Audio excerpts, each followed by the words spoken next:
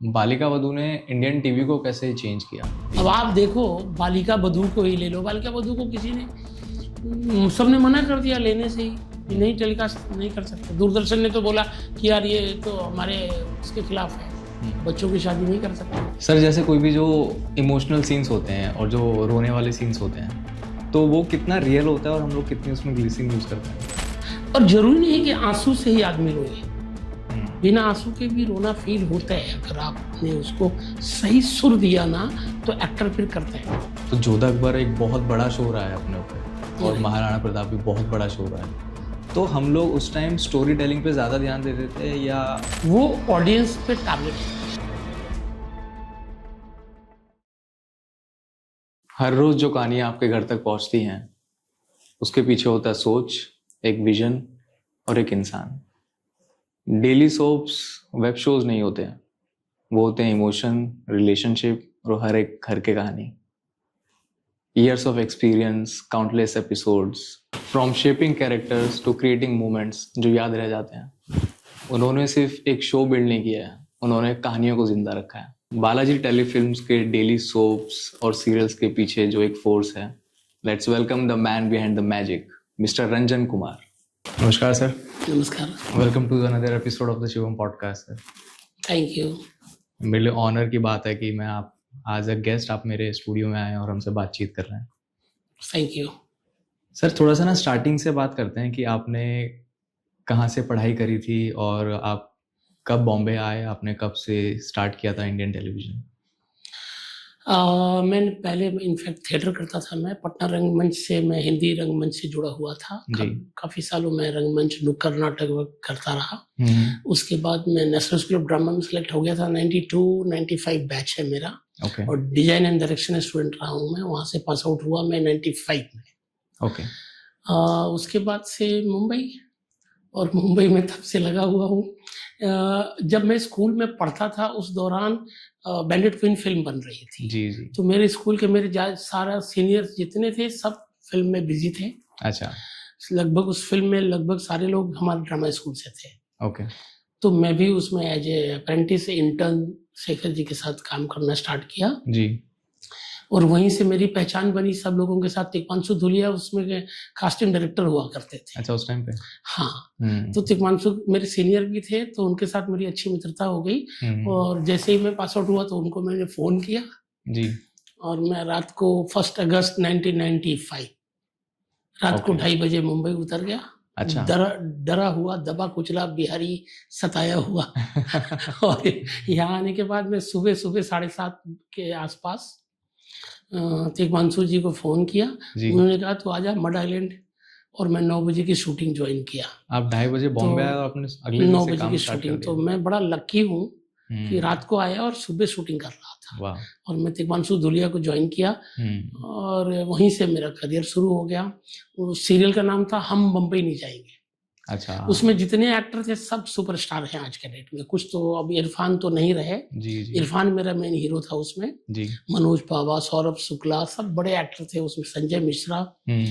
तो वहां से शुरुआत की थी मैंने। और उसके बाद संजय खान साहब के यहाँ आ गया। जय हनुमान मेरा पहला शो है जिसमें मैं इंडिपेंडेंट डायरेक्टर हो गया, फुल फ्लेज डायरेक्टर बन। ये कौन से ईयर की बात कर रहे हैं? ये 95 में ही मैंने काम स्टार्ट कर दिया था। थोड़े दिन ही, मैं ज़्यादा दिन हम बम्बई नहीं जाएंगे, ज़्यादा दिन नहीं, करीब 3 महीने किया।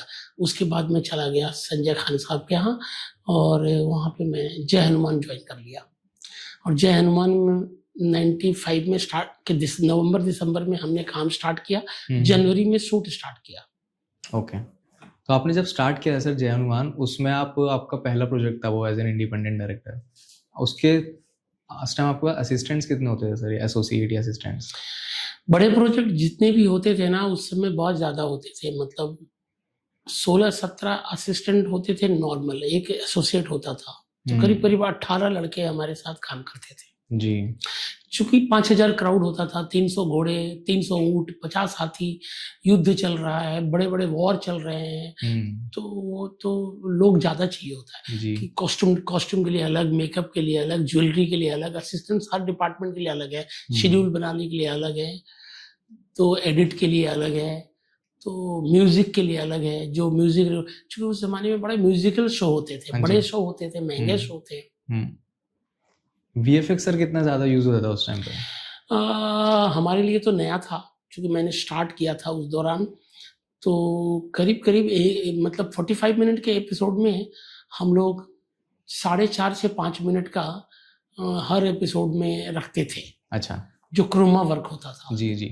उस जमाने में ब्लू क्रोमा हम लोग करते थे, बाद में फिर समझ में आया ग्रीन भी हम लोग करने लगे, बट स्टार्ट हमने ब्लू से किया था।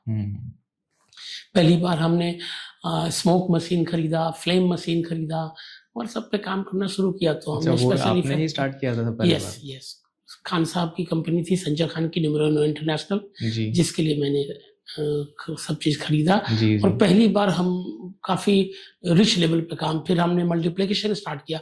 जब मैंने महाभारत स्टार्ट किया तो मल्टीप्लिकेशन पे काम करना शुरू किया, जी। क्योंकि हमारे पास अब बजट थोड़ा कंट्रोल था। तो 40 घोड़े मंगाए, उसको 400 बनाया, अरे वाह। मल्टीप्लाई किया। तो महाभारत की लड़ाई चल रही है, तो उसमें मल्टीप्लिकेशन भी स्टार्ट किया। कितने कैमरे का सेटअप होता था सर उस टाइम?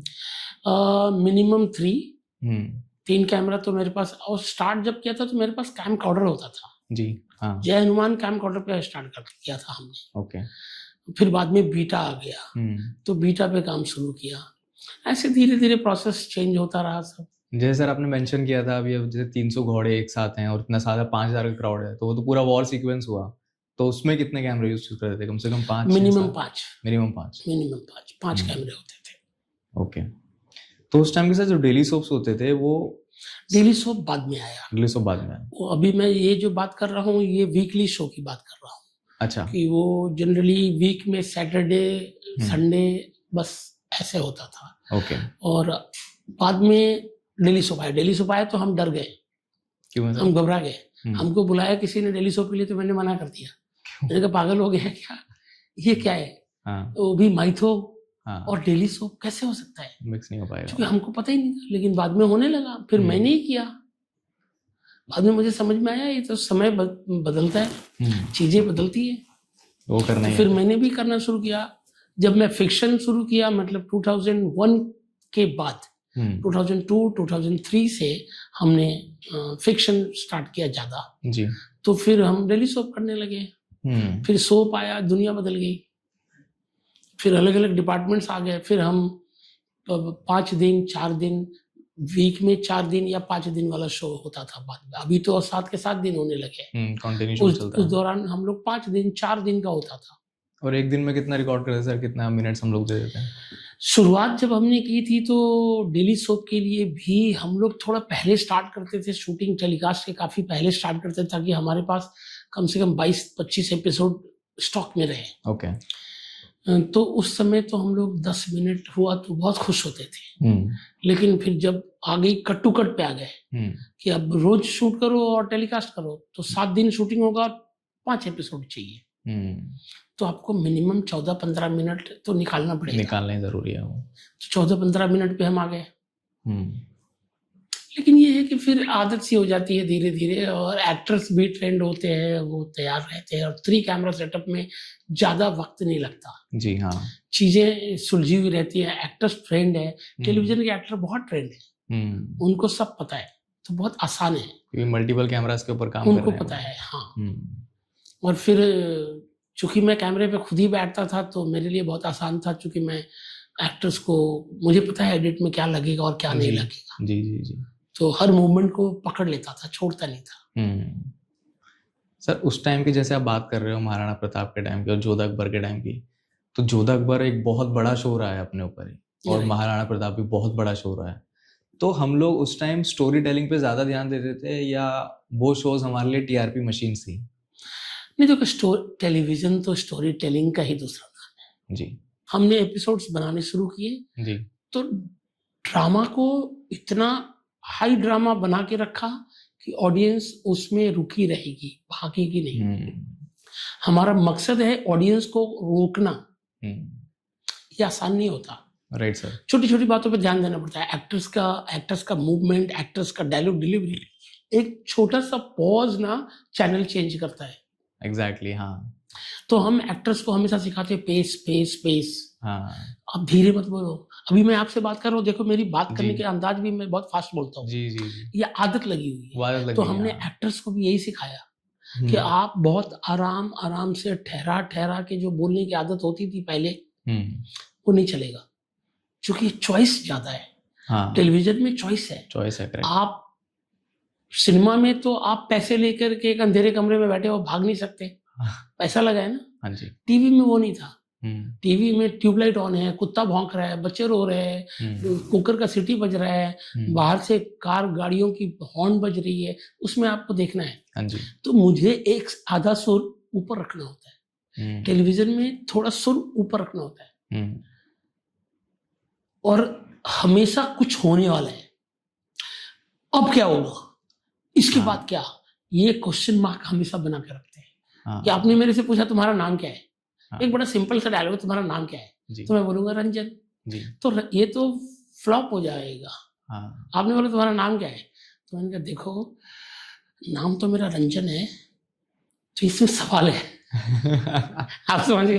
हाँ चीजें वही थी, हमने नाम ही बताया, हाँ जी, हाँ जी। लेकिन उसमें हमने आपको एक वार्निंग दी कि नाम हाँ। तो मेरा रंजन है, हाँ, और कैरेक्टर में कॉन्ट्रास्ट या आ गया। मैं ही रंजन हूं। हाँ तो ये ना रोकता है, अच्छा ये वही रंजन है, अब कौन रंजन है मालूम नहीं। तो कुछ तो कहानी के पीछे कहानी होती है, हाँ उसमें ऑडियंस फंसती है। कैरेक्टराइजेशन होता है, कैरेक्टर होते हैं जी। कैरेक्टर में ऑडियंस को हम बांधते हैं कि हम्म आपको कैरेक्टर से प्यार हो जाता है, यार इसकी लाइफ में ये हो रहा है, ओहो हो ऐसा नहीं होना चाहिए। तो एक सिंपैथी, हिंदुस्तान जो है भावनाएं बिकती हैं, इमोशंस बिकते हैं। तो हम संबंध, संबोधन, इमोशन, इस सब में चीजों को बांधते हैं। इंडियंस सिंपैथी, किसी हीरो या हीरोइन से एक के साथ हम सिंपैथी क्रिएट करते हैं जी। और उस सिंपैथी में आप फंसते हो, फिर आपको उससे प्यार हो जाता है, फिर आपको लगता है इसके साथ क्या हुआ, कल क्या होगा, तो कल के एपिसोड भी आप देखेंगे। हाँ, वो अटका के रखती है। अब जैसे नागिन शो में कर रहा हूं, तो नागिन बदला लेगी जी। नागिन सताए हुए लोगों से बदला लेगी, जो सताए हुआ है उसके लिए बदला लेगी, जिसने सताया है उससे बदला लेगी। तो क्या नागिन ने बदला लिया, कैसे बदला लेगी, उसका अंदाज भी निराला होगा ना, आम नहीं होगा। कोई गोली मार के वो थोड़ी मर्डर करेगी, वो तो डसती है, अलग अलग रूप में आती है, वो बड़ा खूबसूरत है। हाँ, वो अटका के रखती है ऑडियंस में। तो ऑडियंस को इन चीजों से प्यार हो जाता है। हाँ, जैसे हम लोग अभी इंडियन मैथोलॉजी सीरियल्स की बात कर रहे थे, तो बहुत सारे फिक्शनल सीरियल्स भी थे, जैसे कहानी घर घर की, और ये था हमारा क्योंकि सास भी कभी बहू थी। तो हम उस पर स्टोरी टेलिंग करते थे, या हम लोग जो इंडियन ऑडियंस है उनकी साइकोलॉजी को लेके प्ले अराउंड करते थे? देखो स्टोरी तो रहता ही है जी, बिना एक ब्रॉड स्टोरी तो हमारे पास होता है जी, क्योंकि एक ब्रॉड स्टोरी नहीं है तो उस पर काम कैसे होगा। लेकिन कैरेक्टराइजेशन जो है ना, कैरेक्टर खेलता है। हमारी एक रिसर्च टीम है, वो पता करती रहती है कि किस कैरेक्टर के साथ ऑडियंस कितना बन रही है। करेक्शन। आप जो टीवी देखते हो, हमारे पास हर मिनट का ग्राफ है, हर सेकंड का ग्राफ आता है कि कितने सेकंड के बाद ऑडियंस कितना बढ़ गई और कितना घट गई, कौन से सीन पे ऑडियंस भागी नहीं, यानी चैनल चेंज नहीं किया जी। ये सब हमारे पास डाटा है। ओके। तो हम उस पे वर्कआउट करते हैं। ये बड़ी एक टीम है, इसके पीछे लगी रहती है। चैनल की एक बड़ी टीम है जो यही काम करती है। फिर वहां से इंफॉर्मेशन आता है कि देखो तुम्हारा ये सीन तो वर्क किया, ये वाला सीन वर्क नहीं कर रहा है, तो उसको चेंज या ये कैरेक्टर वर्क नहीं कर रहा है, तो या तो कुछ इसमें चेंज करो, या मैनरिज्म डालो, या कुछ नई चीजें डालो, या एक हाई पिच ड्रामा डालो, कुछ बवाल कर दो। तो हम जैसे ही ड्रॉप होने लगे तो हम एक बवाल करेंगे। बवाल का मतलब एक कुछ ना कुछ कांड कर देंगे, वो ड्रामा करना है, उस पर क्रिएट वो तो ड्रामा का हाई ड्रामा बनाएंगे। हाँ। तो ऑडियंस के कान खड़े होंगे, आंखें पलकें रुक जाएगी, ये क्या हुआ, अब क्या हुआ। आप सोचो, एक बीवी ने एक हस्बैंड को एक चमाट लगाया जोर से, हाँ थोड़ी देर के लिए तो सन्नाटा हो ही जाता है ना। हाँ, तो ऑडियंस में चुप्पी होती है, अवाक देखता है, ओ उसकी बीवी ने मारा उसको, तो ठहर जाती है, एक ड्रामा हो गया ना। हाँ या शादी का कोई सीक्वेंस चल रहा है, तो इसकी शादी उसके साथ हो गई, उसकी शादी उसके साथ हो गई, कुछ कुछ एरर्स, कुछ चेंज कर दिया, कुछ रिवेंज, कुछ ऐसा डाला। तो ऐसी चीजें डालने के लिए हमारे पास एक राइटर्स की बड़ी टीम होती है जी। एक शो बनता है, उसके पीछे सैकड़ों लोगों की मेहनत तो लगी सर, होती हाँ। है। हमको लगता है कि हमने तो 20-22 मिनट में देख करके और मामला नहीं हम नहीं, उसकी शिकायत भी कर देते हैं, मजा नहीं आया, बट उसके पीछे जो मेहनत है वो हमको पता है। बिल्कुल, वो तो एक फिल्म मेकर को आज हम पता है। देखो नागिन शो करते हैं, हम्म, धूल धुआं मिट्टी में पूरे दिन रहते हैं हम, कितना डस्ट पीते हैं, लोगों को डस्ट से एलर्जी होती है, हम पूरे दिन डस्ट में ही रहते हैं, हाँ पूरे दिन स्मोक के बीच में रहते हैं। राइट सर, स्मोक कोई फायदेमंद तो नहीं है, बहुत harmful लेकिन है। हमारा प्रोफेशन है, हम्म, तो इन प्रोफेशन नो इमोशन, हम अपनी भावनाओं को फिर दबा लेते हैं, बहुत बड़ी बात है। क्योंकि हमारे पास एक टारगेट है और उसको पूरा करना है, उसको सुंदर भी दिखाना है। एक शो था मेरा ब्रह्म राक्षस जी। तो ब्रह्म राक्षस में एक सीन लिख करके आया कि आधी रात को जंगल से एक पूरी फैमिली जो है ट्रैवल कर रही है, उसमें मेरी हीरोइन भी है, बस के अंदर बैठी है, छोटी मिनी बस, और बहुत तूफान है, बारिश है, बिजली कड़क रही है, सन्नाटा जंगल है, और हीरोइन को सुसु आई है। ठीक है। अब मुद्दा है कि हीरोइन सुसु करने किधर जाए, जंगल में कोई वॉशरूम नहीं है, तो जंगल में जाना पड़ेगा, और ब्रह्म राक्षस कहीं भी आ सकता है। तो हीरोइन को जाना है, बस रुक गई है, और जाने के लिए तो कोई लड़की बोलती है चल चल तेरे साथ मैं चलती हूँ, तो नहीं नहीं तू क्यों जाएगी, तू क्या करेगी। फाइनली होता है कि हीरो जाएगा, ये पागल हुई, लड़के को लेके जाएगी तुम। तो ये सब पहले तो ड्रामा इसमें होता है बहुत सारा, और हीरो जाएगा, फिर हीरोइन जाके सुसु करेगी, फिर उसको डर है, ब्रह्म राक्षस आएगा, और ब्रह्म राक्षस सच में आ गया, और पूरी दुनिया हिल गई, भागे, पूरी बस को हवा में उठा लिया उसने हाथ पे। बाप रे। तो एक बड़ा ड्रामा था, पूरा एपिसोड सुसु पे डिपेंडेंट था, कि कैसे होगा, कैसे जाएंगे बाहर, कि हीरोइन सुसु कैसे करेगी।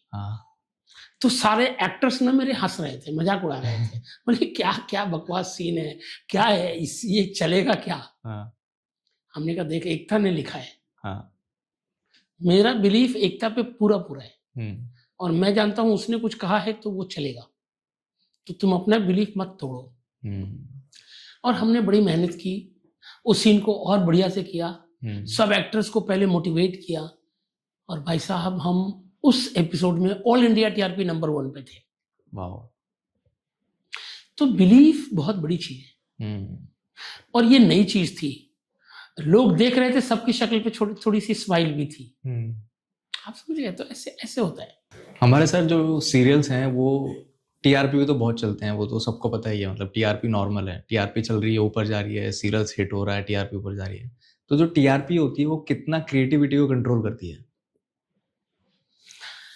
देखो टीआरपी तो है, टीआरपी के बिना तो चलेगा नहीं जी, ऑडियंस देखेगी तभी बिकेगा। हाँ जी, हमारा तो मकसद ही यही है कि पहला हम कमर्शियल सिनेमा जो है बेचने के लिए बनाते हैं, तो बेचना है तो उसके पीछे टीम है जो देख रही है कि लोग देखना पसंद करेंगे नहीं करेंगे, अगर पसंद करेंगे तभी होगा। क्रिएटिविटी तो है, लेकिन क्रिएटिविटी तब तक है जब तक कि ऑडियंस को पसंद आ रही है। अगर आपकी क्रिएटिविटी ऑडियंस को पसंद नहीं आ रही तो किसी काम का नहीं, ऑब्वियसली। हाँ, फिर वो आप खुद ही बनाओ, खुद ही देखो। करेक्ट। तो मार्केट का रिसर्च तो बहुत जरूरी है। हम लोग, जैसे मैंने बताया ना, कि बहुत छोटी छोटी बहुत माइन्यूट बातों पे हमको बहुत ध्यान रखना पड़ता है जी। ऑडियंस को समझ में नहीं आता, बट हमको ध्यान रखना पड़ता है। एक जो कान का ज्वेलरी है ना जी, आपके लिए वो कुछ नहीं है, बट मेरे लिए वो बहुत बड़ा एलिमेंट है। कि हीरोइन ने जो ज्वेलरी कान में, नागिन ने कान में कौन सा झुमका पहना है, आपको पता है इस पे कितनी चर्चा होती है मार्केट में? बताइए। वो झुमका मार्केट में बिकने लगता है।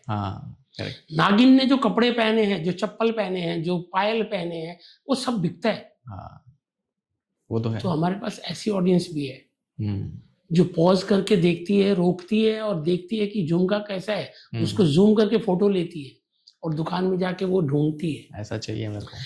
तो स्टोरी चाहिए, डिजाइन चाहिए, बढ़िया कहानी तो चाहिए ही चाहिए, साथ में बहुत बढ़िया म्यूजिक चाहिए, जी। सब कुछ चाहिए। तब जाकर के सिनेमा चलेगा, तब जाके वो पब्लिक को पसंद आती है। और उसमें भी एक छोटी सी गलती पे हम लोग उसको थू थू भी करने लगता है। एक छोटी सी गलती करिए, लोग थू थू करते हैं, तो हमको वो नब्ज को भी पकड़ना होता है। तो टीआरपी तो ऐसे नहीं आती, क्रिएटिविटी से। हमको कहाँ पे पॉज लेना है, कहाँ पे रोकना है, कहाँ पे ब्रेक होना है। अगर एक मेरा 45 मिनट का टेलीकास्ट है नागिन जी, उसमें 2 ब्रेक आता है, तो वो दोनों ब्रेक कहाँ पे आएगा, किस सीन पे आएगा, वो भी डिसाइड करना पड़ेगा। हाँ। क्योंकि नहीं तो ब्रेक में ऑडियंस भाग जाएगी, दूसरा शो देखने लगती है, एकदम से टीवी का रिमोट हाथ में। फिर हमको ये भी पता करना पड़ता है कि हमारे शो के टाइम में दूसरे और कौन कौन सा शो है। हाँ। उनकी कहानी क्या है, उनके ऊपर भी हमको ध्यान रखना है, मार्केट में क्या चल रहा है और क्या नहीं चल रहा है। फिर एकदम नयापन भी चाहिए, ऐसा भी नहीं कि आप टिपिकल जो फॉर्मूला नहीं चला सकते। एक वक्त आता है जब थोड़े दिन फॉर्मूला चलता है, लेकिन फॉर्मूला से लोग उब जाते हैं। जैसे हम लोग भी टेलीविजन में आपने देखा होगा, खास करके हम बालाजी में बड़ी महंगी शादी खूब खर्चा करके करते हैं, ग्रैंडी और पूरा ग्रैंड शादी, ग्रैंड पार्टी। कुछ भी हुआ, छोटा सा बर्थडे भी है तो उसको हम लार्जर देन लाइफ बना देते हैं। करेक्ट। ज्यादा हुआ तो दूसरे सीरीज के हीरो को भी बुला लेते हैं उसमें। तो पार्टी में आज कुमकुम भाग्य में कुंडली भाग का हीरो भी आया हुआ। ऐसा बहुत होता है। आप समझ गए, क्योंकि सबके फैन क्लब है। हमारा मकसद जब हम सेटअप करते हैं शो को, तब हमारा मकसद होता है ऑडियंस को कैरेक्टर के साथ बांधना। ऑडियंस एक बार कैरेक्टर के साथ बंध गई ना, उसको एक बार पसंद आ गया ना, उससे मोहब्बत हो गई ना, कहते हैं ना मोहब्बत पैदा करना है, बिल्कुल उसे मोहब्बत हो जानी चाहिए ऑडियंस को। फिर कुछ नहीं, फिर तुम 1000 गलती करो चलेगा, पहला वो मोहब्बत पैदा करनी है। तो टीआरपी तो चाहिए, स्टोरी टेलिंग भी चाहिए, डिजाइन भी चाहिए, बहुत सारी चीजें हैं। एक कोई फॉर्मूला नहीं हो सकता, सब एक साथ चलना होता है, सबको करना होता है। जैसे आपने सर अभी फॉर्मूला की बात करी, तो कोई भी शो बनाने में हम कोई ना कोई तो फॉर्मूला यूज करते हैं ताकि वो एकदम टॉप पे चले जाए, हिट पे चले जाए। तब हमें पता चलता है ठीक है, हमने ये फॉर्मूला इस वाले में अप्लाई किया है। क्या हम सेम फॉर्मूला और भी सीरियल्स में बनाने में अप्लाई करते हैं? खूब करते हैं। अच्छा, खूब करते हैं। मैंने तो एक ही जैसा सीन 10 सीरीज में किए। अच्छा, कॉपी पेस्ट। क्योंकि वो लोगों को पसंद है। लोगों को पसंद है कि हमारा एक बाथरूम में, बाथटब में हीरोइन नहा रही है और हीरो वहां पहुंच गया गलती से। ये वक्त किया हमने 8-9 मिनट का सीन अंदर बाथरूम में ही शूट कर डाला। पसंद आ रहा है लोगों को अच्छा लगता है। लोगों को डाइनिंग टेबल पे खाना खाते समय जो गॉसिप होता है ना, लोगों को पसंद है। आपको लगता होगा यार क्या डाइनिंग टेबल पे सीन चल रहा है। भाई साहब, डाइनिंग टेबल पे तो बड़े बड़े बवाल होते हैं, बुराइयां चल रही होती हैं। घर में कितनी बहुएं हैं, बेटियां हैं, फैमिली है, माँ है, दादी है, पूरी फैमिली है ना। तो हम आपके अंदर की बात कहने जा रहे हैं ना, जो आपके घर में चलता है हम वो भी कहने जा रहे हैं ना। वो जो छोटी छोटी बातें हैं ना घर की, वो सब हम सिनेमा में, टेलीविजन में परोसते हैं जी, जो आपके साथ चल रहा है। तो आपको हम रिलेट करवाते हैं और आपको बड़ा मजा आता है दूसरे के घर में ये देखने में, कलेश देखने। अपनी बीवी से मैं प्यार करूं, सिनेमा फ्लॉप। दूसरे की बीवी से प्यार है, हिट है। क्यों? क्योंकि आपको पसंद है ये देखना। अच्छा, फलाना दूसरे की बीवी से प्यार करता है, अपनी बीवी से प्यार करता है, तो कॉमन बात है यार। अपनी बीवी को कोई आई लव यू कहता है क्या? है कि नहीं? लेकिन दूसरे की बीवी को आई लव यू कह दिया तो सिनेमा बन गया। आप समझ के बात? जी। एक साधारण आम आदमी, मेरे जैसा आदमी सड़क पे चलेगा, कोई नहीं जानता कौन है ये। हम्म, वही मैं 2 शर्ट पैंट उतार लूं और रोड पे चलना शुरू करूं, सब मुड़ के देखेगा कौन है, क्योंकि मैं भीड़ में अलग हूं। चल रहा हूँ। हाँ तो जो ये तमाशा देखना लोगों को बहुत पसंद है। हाँ। हम तमाशाई हैं शुरू से। नौटंकी पसंद है हमको। हाँ, थिएटर ड्रामा एकदम रियल सब कुछ का क्या। इसलिए देखो आजकल तो थोड़ा सिनेमा का हमारा अंदाज भी हॉलीवुड सिनेमा को देखने से, टेलीविजन में ओटीटी प्लेटफॉर्म आने से, मोबाइल आने से हमारी सोच थोड़ी बदली है। जिसका परिणाम है देखो धुरंधर जैसी फिल्म हमारे यहाँ हिंदुस्तान में बन रही है। बिल्कुल। तो ये कितनी बड़ी बात है। नहीं तो हम तो इस तरह की फिल्म हमने सोचा ही नहीं था। पूरा इंडियन सिनेमा हमारे यहाँ तो वही था, once upon a time, there was a thirsty crow. तो हम तो वही सिनेमा, हमको तो पता है। तो अब ये परिवर्तन आया है कि हम घटनाओं पे कहानी बनाने लगे हैं। छोटी छोटी घटना दुर्घटना को पकड़ के हमने स्टोरी बनाया है। तो अंदाज बदले, बिल्कुल लोगों को पसंद आने लगी है। नहीं तो एक टाइम में तो आप सलमान खान को कहानी सुनाने गए तो कहानी की जरूरत नहीं है। बस सोचो कि सलमान खान के पास एक महंगा सा बंगला है, एक बड़ी सी महंगी कार है, एक बड़े महंगे कपड़े पहनता है, एक बड़ा खूबसूरत लड़की से प्यार करता है, बस हो गई कहानी। इतना ही है कहानी, बाकी सब तो हम लोग कर लेंगे। और 2-4 गाने अब्रॉड में जाके शूट 2-4 अब्रॉड में गाने हो जाएंगे। तो वो सिनेमा भी चला है जी। वो मैं ये नहीं कहूंगा कि वो नहीं किया, वो भी वर्क किया जी, क्योंकि वो भी सपने बेचते थे। हम तो सपने बेचते हैं ना। हीरो के अंदर आप खुद को देखना पसंद करते हैं। बिल्कुल बिल्कुल। हम खुद सोचते हैं कि हम हीरो हैं। हम हीरो हैं, तो हमारे अंदर का जो एक सपना है वो सपना हम हीरो से पूरा करवाते हैं जी। कि हमारे, जैसे मेरा सपना है कि मेरे पास एक बड़ा सा बंगला हो, तो सलमान खान को बड़ा सा बंगला देते हैं। एक महंगी कार हो तो हम हीरो को कार दे देते हैं। अच्छे महंगे कपड़े हो जो हम नहीं खरीद पाते, वो हम हीरो को पहना देते हैं। हीरो को वो सब चीज देते हैं जो हम नहीं कर पाते जी। हमको बड़ा मन है कि हमको एक बड़ा खूबसूरत लड़की के साथ बर्फ की वादियों में जाकर के गाना गाते नाचते, तो हम हीरो हीरोइन को वहीं नचवाते हैं, स्विट्जरलैंड लेके चले जाते हैं। तो ये है सपने बेचना।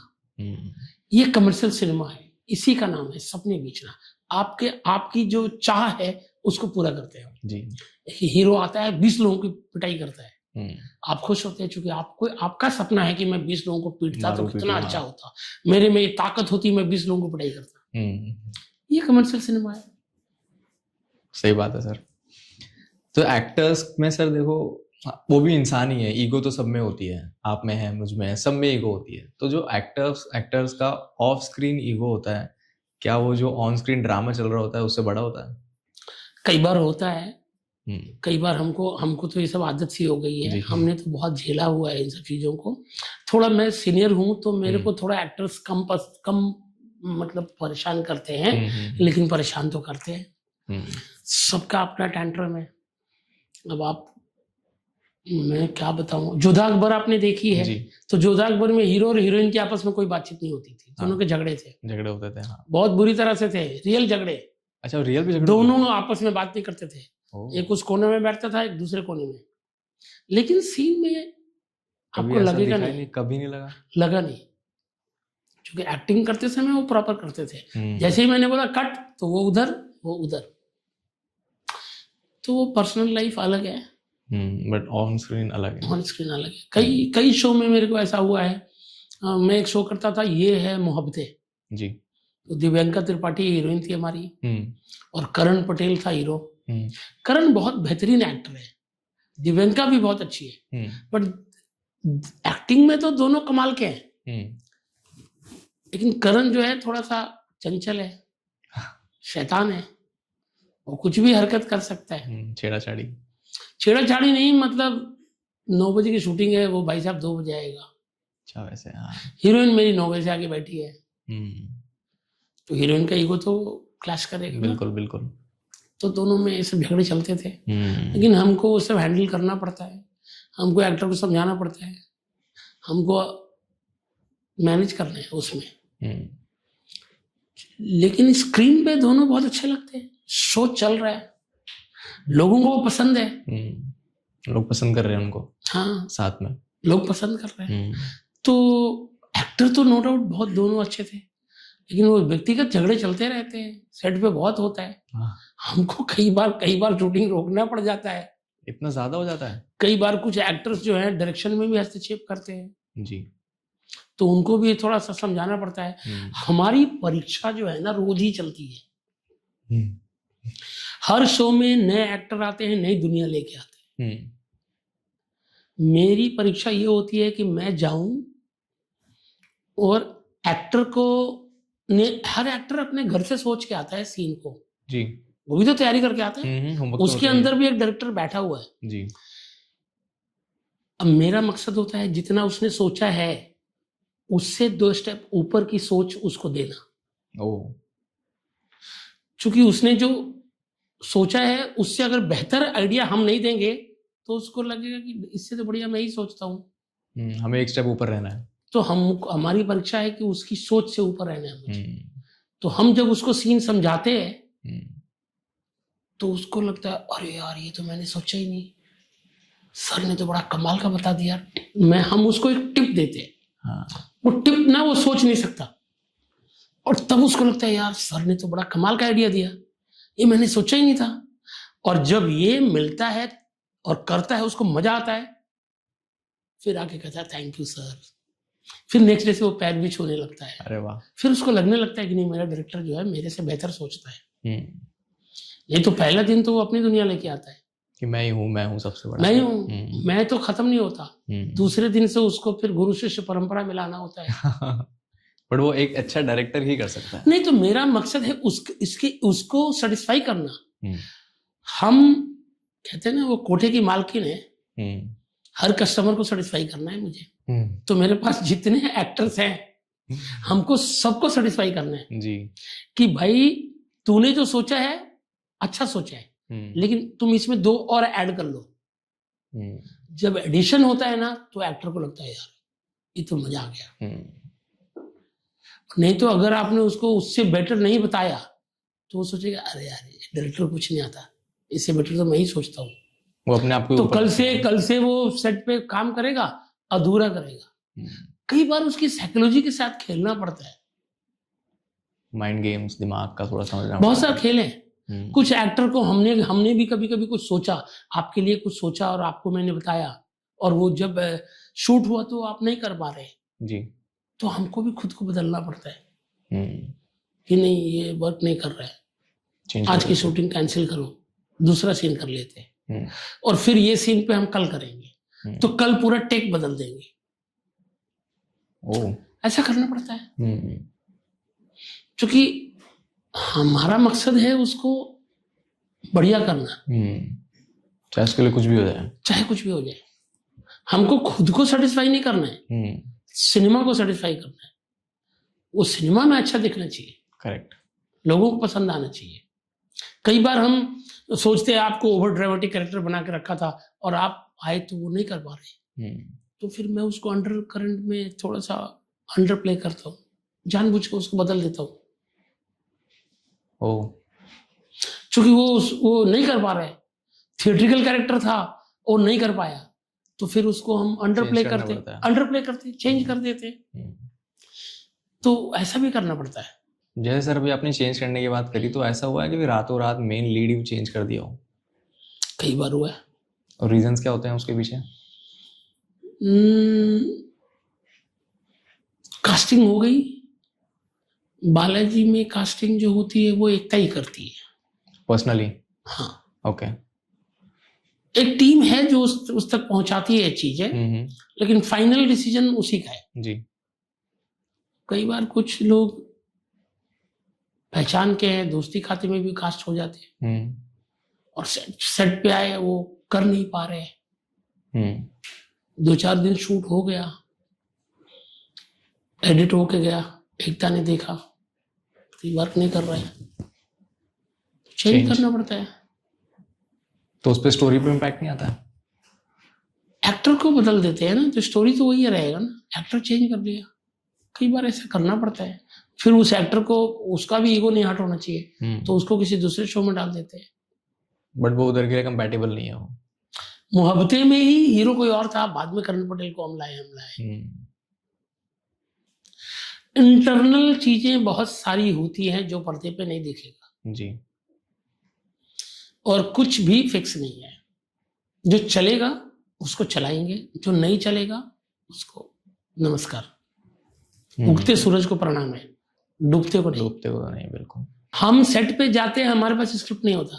हाँ मैं वही। हाँ कई बार हम सेट पे घंटों बैठते हैं, स्क्रिप्ट आने वाली है, अभी वेट, छप रहा है, अभी तैयार हो रहा है, फिर आएगा, फिर पढ़ेंगे, फिर शूट होगा।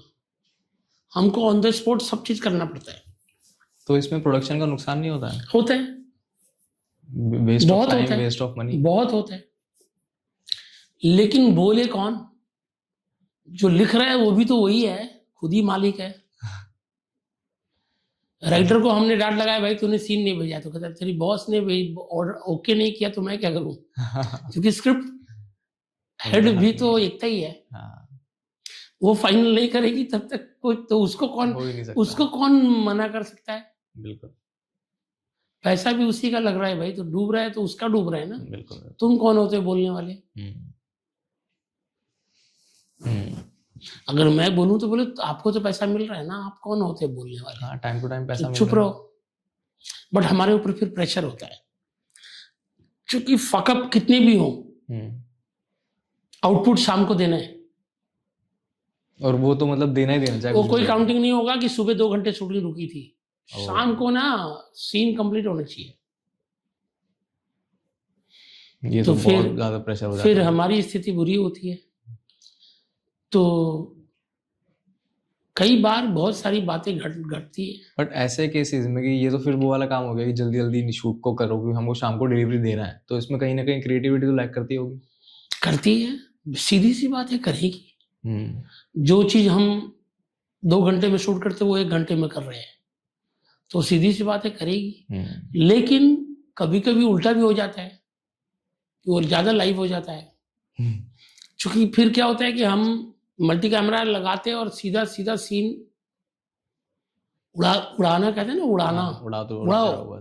तो फिर एक्टर कभी कभी अच्छा काम भी कर जाता है, देखो ऑडियंस को वो कभी कभी पसंद भी आ जाता है, अच्छा भी लगता है, क्योंकि ऑन द स्पॉट सब कुछ हो रहा है। बहुत रिहर्सल से भी कई बार चीजें खराब हो जाती है। रिहर्सल करे जा रहे हैं, बहुत ज्यादा रिहर्सल किया, स्टक हो गए, सब चीजें बोरिंग लगने लगा थोड़ी देर में। ऑन द स्पॉट कुछ किया तो ज्यादा एनर्जेटिक है, सब डिपेंड करता है। सब कुछ अच्छा सुंदर दिखना चाहिए। अब आप देखो, बालिका बधू को ही ले लो, बालिका बधू को किसी ने, सबने मना कर दिया लेने से ही, नहीं टेलीकास्ट नहीं कर सकते। दूरदर्शन ने तो बोला कि यार ये तो हमारे उसके खिलाफ है, बच्चों की शादी नहीं कर सकते। हाँ, वो बहुत सेंसिटिव टॉपिक था वो, तो कोई चैनल लेने को तैयार ही नहीं। और देखो एक शो ने पूरे चैनल को खड़ा कर दिया।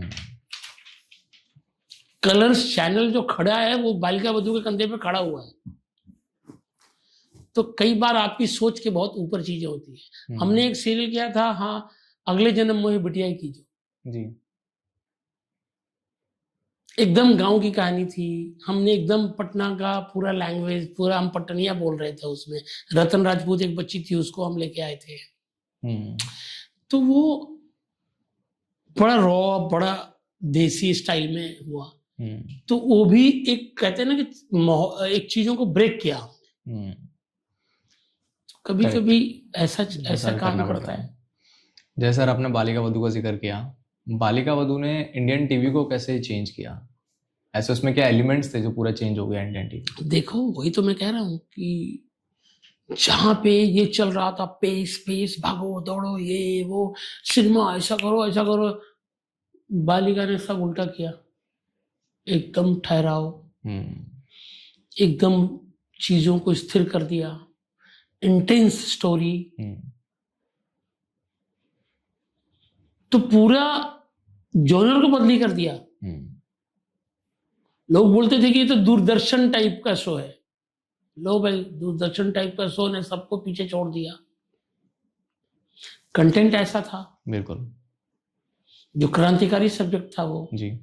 आर्टिस्ट इतने बेहतरीन थे सब, सुरेखा जी मेरी फेवरेट एक्ट्रेस, जी। मतलब उनसे बेहतर एक्ट्रेस मैंने अपनी लाइफ में नहीं देखा।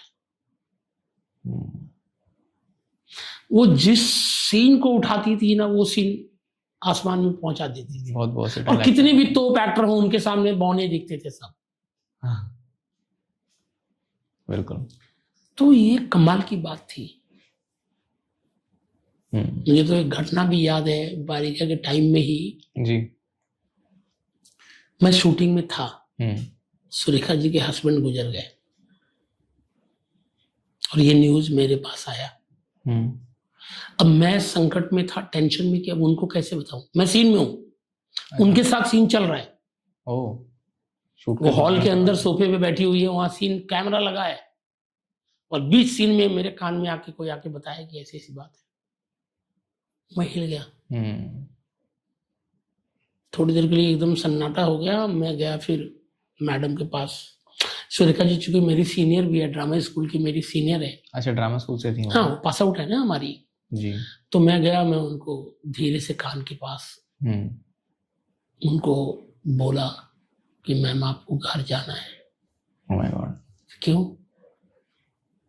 मैं कैसे बताऊं? फिर अब बोलना तो पड़ेगा। फिर मैंने बताया, थोड़ी सी चुप्पी रही। फिर वो बोलती है सीन पूरा करो। सीन छोड़ी नहीं। वो खबर देने के बाद वो सीन को सुरेखा जी ने कंप्लीट किया।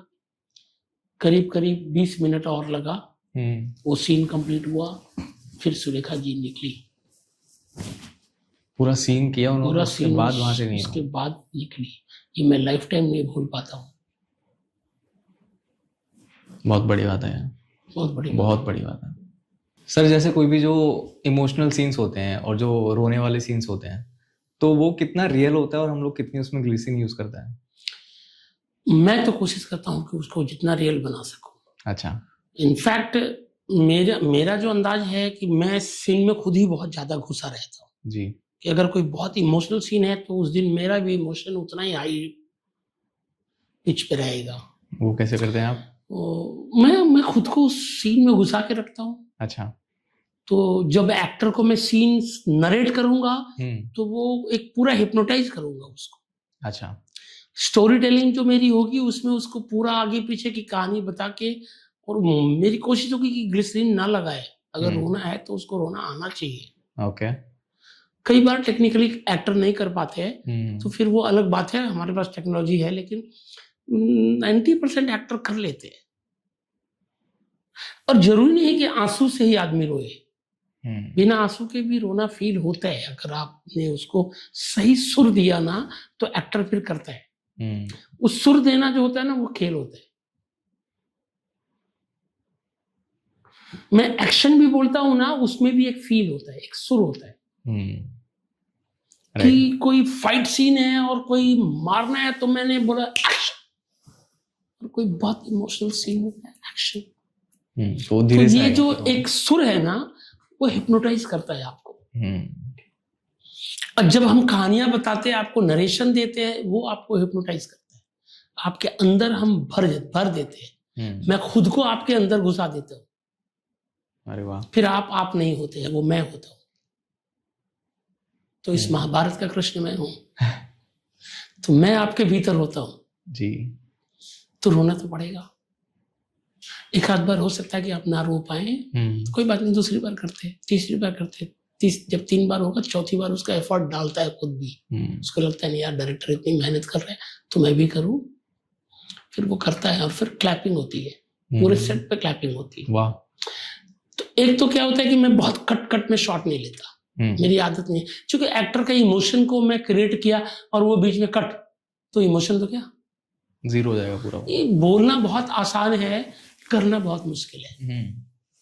मैं बड़ी आसानी से बोलूंगा आपको कि देखो भाई मैं ऐश्वर्या राय हूं, मुझे देखो और आई लव यू कहो, और पहली बार तुम प्रपोज कर रहे हो, फील करके बोलना, सच्चा बोलना।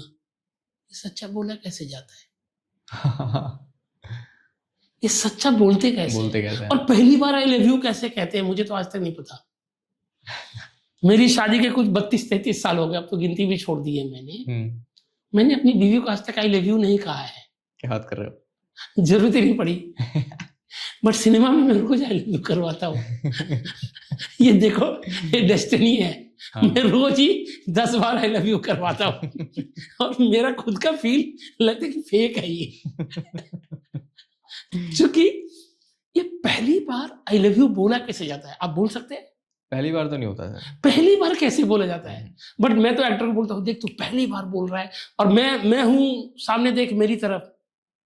अब मैं अजीब सी शक्ल मेरी, ऊपर से गुटखा भी खाया हुआ है, पान खाया हुआ है। असिस्टेंट जनरली जो लुक पे खड़े रहते हैं, आप उनको इमेजिन करो, दाढ़ी बढ़ी हुई है, हाँ। बाल बिखरे हुए हैं, गुटखा चबा रहा है, पूरा पसीना और उसको निकल देख रहा है करके आपको फील करो, सारे इमोशन की बात लग जाती है। ऊपर से थर्मोकोल, लाइटें, बूम माइक सब लगा के रखा है, चारों तरफ से 250 लोग आपको ऐसे घूर के देख रहे हैं। पहली बार आई लव यू कैसे कहेगा? और जैसे आपने आई लव यू कहा, उधर से एक ने कहा पूरा वो जीरो हो जाता है फिर। अब सोचो आप एक्टिंग कैसे करोगे? हाँ। एक्टिंग बहुत टफ जॉब है। एक्टर्स को मैं बहुत सलाम करता हूँ भाई साहब। मैं बताना मेरे लिए बहुत आसान है, लेकिन वो तो कर रहा है ना कैमरे के सामने। बट करना बहुत मुश्किल है, इसलिए मैं एक्टिंग में नहीं गया। लेकिन आप एक्टिंग सिखाते हैं? एक्टिंग सिखाता हूं, बट एक्टिंग कर नहीं सकता। टेक्निक बताऊंगा, एक्टिंग इतना आसान नहीं है। बोलना बहुत आसान है। मेरा जो जॉब है वो बहुत आसान है, मुझे लगता है। मैं बता सकता हूँ, समझा सकते हैं, टेक्निक सब बता कर सकता हूँ, बट आप मुझे कैमरे के सामने खड़ा कर दोगे तो मैं नहीं करूंगा। आप समझ गए? हाँ। क्योंकि वो फील कैसे आता है, मेरे को तो नहीं आता। मैं बोलूंगा तो मुझे लगेगा, मुझे हंसी आ जाएगी और मुझे लगेगा मैं झूठ बोल रहा हूँ। मैं खुद को ही फेक साबित करूंगा। हाँ। आप समझ गए? जी जी जी। तो ये इमोशंस को क्रिएट करने के लिए थोड़ा सा माहौल एक्टर को देना पड़ता है। सेट पे पिन ड्रॉप साइलेंस करानी पड़ती है। कई बार कोई बहुत इंटीमेट सीन हो रहा है तो यूनिट को बाहर करनी पड़ती है। सब बाहर चले जाओ, खाली कैमरामैन के साथ रहेंगे, डायरेक्टर रहेगा, कैमरामैन रहेगा, जी कोई नहीं रहेगा, सबको बाहर करता हूँ। कभी कभी बहुत इंटीमेट सीन है, बेड सीन है, उनको कंफर्ट जोन में तो आने दो।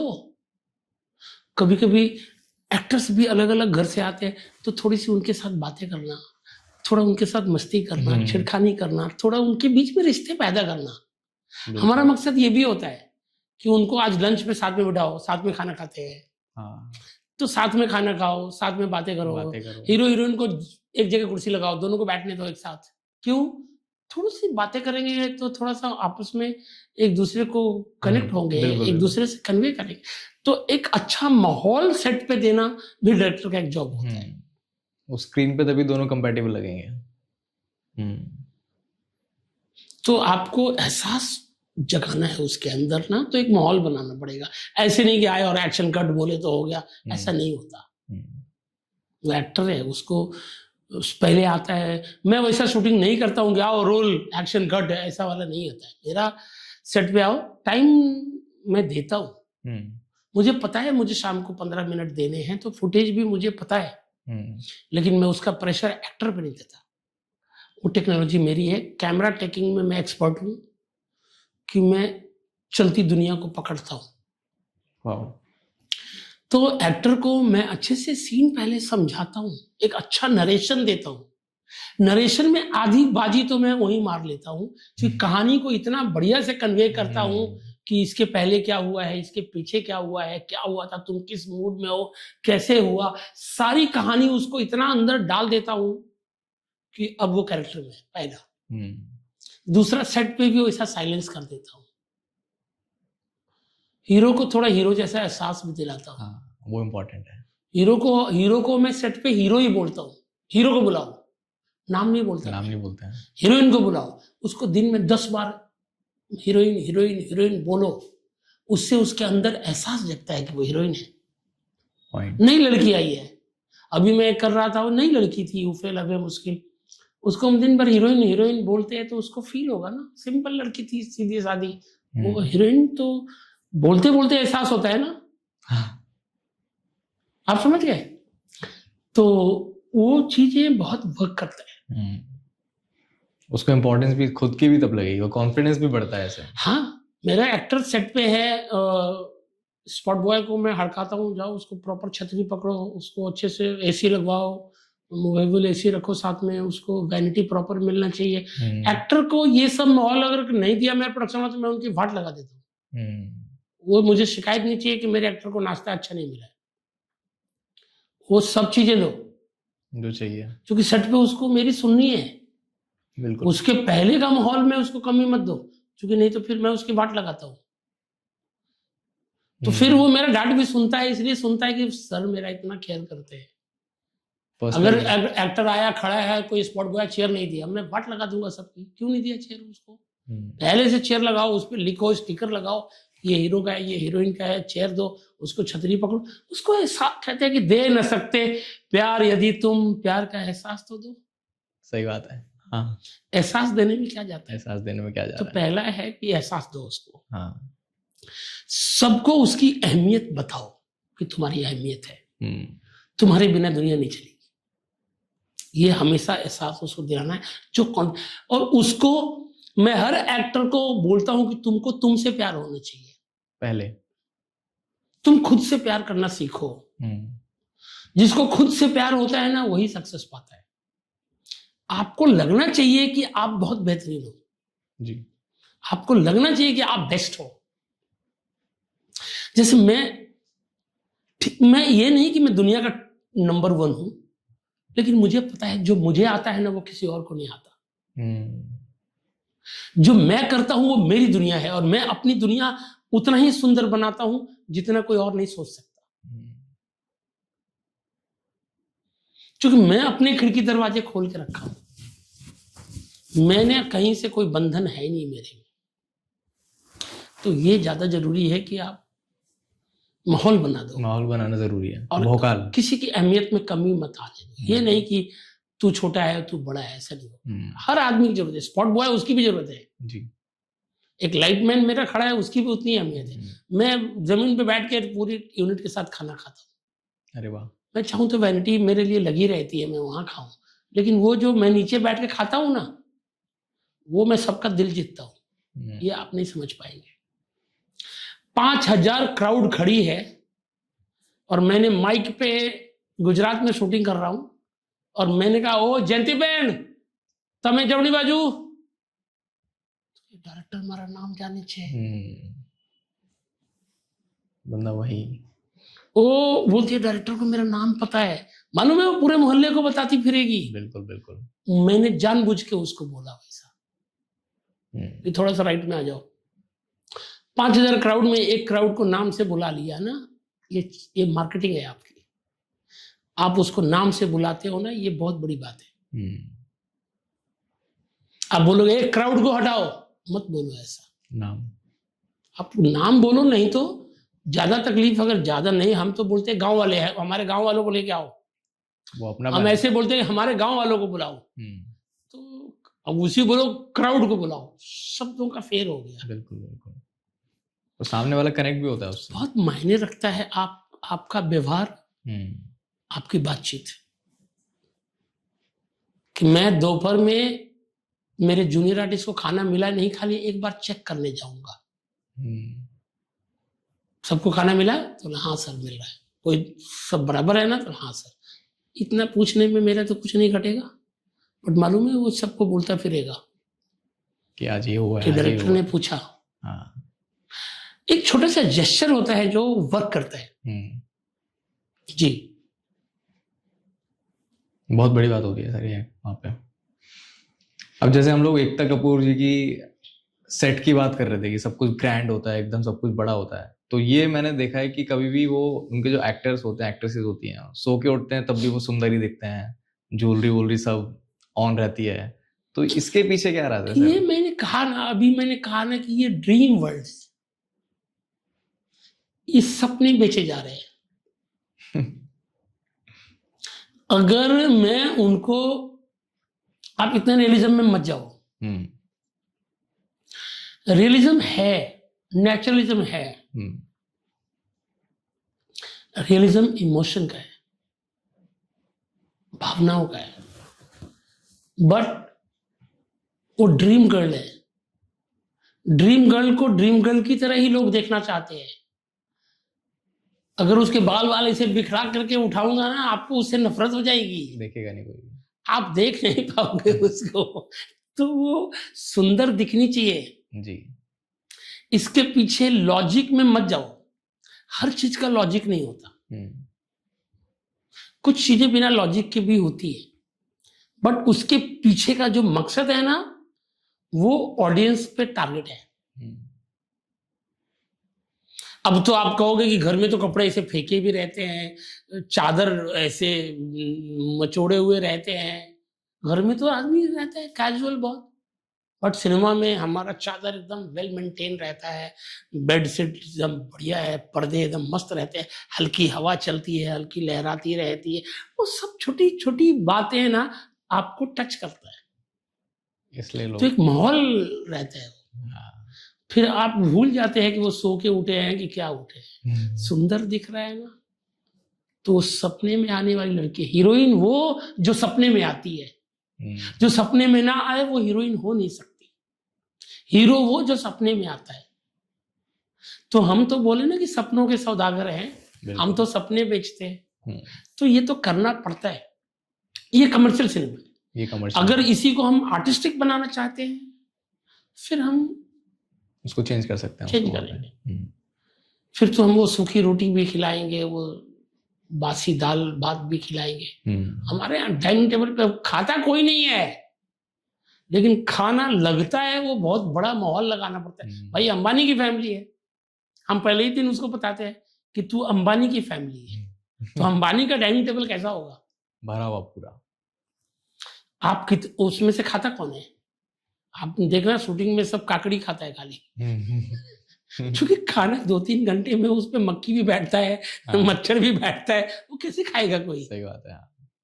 तो खाते समय काकड़ी उठा के मुंह में डालेगा फ्रेश वाला, सेब काट के खा लेगा, लेकिन पड़ोसे जाएंगे सब चिकन मटन पनीर वनीर सब। तो बहुत सारी चीज दिखाने के लिए की जाती है, तो आप उसमें मत जाइए। अब आप बोलो हीरो हीरोइन गाना गाने चला जाता है, स्विट्जरलैंड में गाना गाते हैं, चीज आपकी शादी हो गई? नहीं, मेरी नहीं है। क्यों? अभी सोचा ही नहीं शादी करने का। तो करो ना। तो रोज आप बताओ अपनी बीवी के साथ या अपनी गर्लफ्रेंड के साथ किसी को सुना है कि रोड पे गाना गा रहा है या फिर कोई स्विट्जरलैंड में गाना गा रहा है? लेकिन हम तो करते हैं, कि हमारी दुनिया वही है, फैंटेसी वर्ल्ड।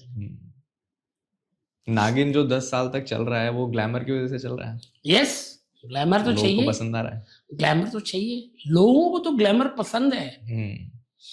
मैं अभी आपके इंटरव्यू के लिए ये व्हाइट शर्ट पहन के आया हूँ जी। घर में तो मैं बनियान में भी रहता हूँ, हाँ, सीधी सी बात है, बिल्कुल।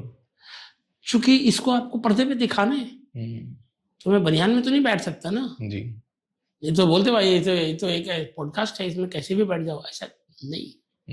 बहुत मायने रखता है कि आप कौन सा परफ्यूम यूज कर रहे हो ना, वो भी मार्केटिंग है जी। आपकी छोटी छोटी बातों पे नजर है पूरी दुनिया की, आपको नहीं लगता है लेकिन है।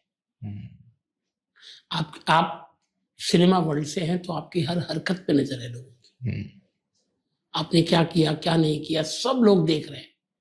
मैं एक दिन गलती से मेट्रो ट्रेन से जा रहा था अंधेरी जी, 4-5 एक्टर मिल गए मुझे, अरे सर आप मेट्रो में, आप सोचो, अरे वाह, मेट्रो में मैं बैठा हूं तो भी अपराध हो गया मेरे से, और मुझे जल्दी पहुंचना था बालाजी हाउस।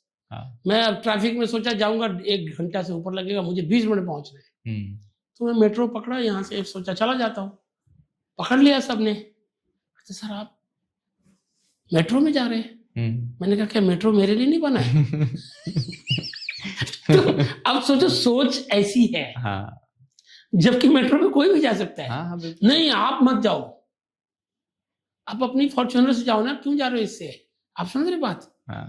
ऑडियंस पब्लिक को ऐसी सोच है, आपकी छोटी छोटी बात पे पकड़ती है सब। मैं तो डायरेक्टर हूँ, आप तो एक्टर का तो बात ही छोड़ो, मैं डायरेक्टर हूँ, फिर भी मैं सेट पे जाता हूँ, मैंने जूते कौन से पहने हैं उस पे भी लोगों की नजर है, मेरे पास कौन सा मोबाइल है, कौन सी घड़ी है, सब पे नजर है। सब देखते हैं वो लोग। सब देखते हैं। ऐसा नहीं है कि मैं फॉर्च्यूनर में बैठा तो मुझे काम मिल जाएगा। काम तो मेरे टैलेंट से मिलता है। हाँ बिल्कुल बिल्कुल। लेकिन मार्केटिंग ना सबकी होती है। मैं कौन सा परफ्यूम यूज कर रहा हूँ ना, वो भी है। मुझे भी भाई 4 हीरोइन के साथ जाके मिलना होता है। हाँ, सेट पे उसको सीन समझाना है। मैं तो अपने हाथ पे भी स्प्रे मारता हूँ, पता है आपको। क्योंकि सीन समझाते समय कई बार होता है आपके मुंह के पास हाथ ले जाता हूँ ना। हाँ। सीन समझाते समय ऐसा ले जाता हूँ ना, तो मेरे हाथ में बदबू नहीं आना चाहिए। कई बार आप कुछ खाना खाते हैं, कुछ उसकी वो स्मेल रह जाती है। तो हमको ये भी ध्यान रखना पड़ता है। आप सोचो के तो ऑडियंस की कैसी कैसी नजर है। तो आपको बिना ज्वेलरी वाली हीरोइन में उतारूंगा, बाल बिखरे हुए, कपड़े बिखरे हुए, पिक्चर बंद हो जाएगी, कोई नहीं देखेगा। तो सर एक क्लोजिंग क्वेश्चन करते हैं। अगर आप वापस जाएं जोधा अकबर के टाइम पे या महाराणा प्रताप के टाइम पे, कौन सी ऐसी चीज होगी जो आप चेंज करना चाहेंगे आज के टाइम? समझा नहीं मैं। मतलब अगर हम लोग अभी सोच रहे हैं कि हमें वापस से वो शो बनाना है, अगर वापस से शो हम अभी बनाएंगे वैसे ही शो, तो हम कौन सी उसमें चीजें चेंज करना चाहेंगे जो हम आज के टाइम के लिए चेंज कर सकते हैं, जो हमने बना दिया? टेक्नोलॉजी बदल रही है ना, सबसे ज्यादा टेक्नोलॉजी बदल रही है। अभी देखो नागिन में ही हम कर रहे थे और नागिन 7 में हम एआई यूज कर रहे हैं जी। तो अब एआई का जमाना है भाई, तो उसमें भी एआई आएगा। टेक्नोलॉजी बदलेगी तो चीजें बदल जाती है। और हमारा मकसद होता है हर बार वक्त के साथ आपको बदलना होगा। नई जनरेशन यूथ के साथ आपको जुड़ना होगा, उनकी सोच को समझना होगा, हमारे ऑडियंस के जो है उसकी पसंद को समझना होता है। तो अब जो बनेगा अगर जोधा अकबर, तो वो जोधा अकबर जैसा नहीं बनेगा, एकदम बदल जाएगा, पूरा शिफ्ट हो जाएगा वो।